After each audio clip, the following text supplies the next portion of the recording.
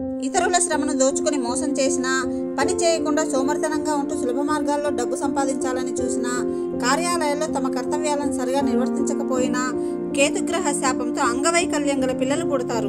పెద్దలనైనా, పిల్లలనైనా, స్త్రీలనైనా, ఎవరినైనా సంబోధన లేకుండా సంభాషించినా, స్త్రీలను అవమానించినా గురుగ్రహ శాపం చేత జీవితంలో ఎప్పటికీ అభివృద్ధి అనేది ఉండదు. అలాగే గొడవలు, విడాకుల వంటి దాంపత్య సమస్యలను ఎదుర్కోవాల్సి వస్తుంది.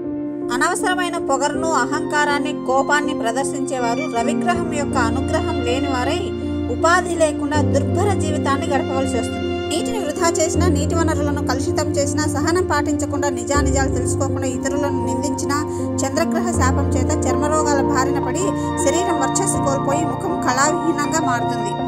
ఆధ్యాత్మికతను పాటించని వారు, ఆధ్యాత్మిక గ్రంథాలను నిర్లక్ష్యం చేసేవారు, దైవనింద చేసేవారు, సాంప్రదాయాలలో పక్షపాతం చూపేవారు బుధగ్రహ పీడితులై సంతానలేమి లేదా కుటుంబానికి దూరమైపోవడం వంటివి జరుగుతాయి.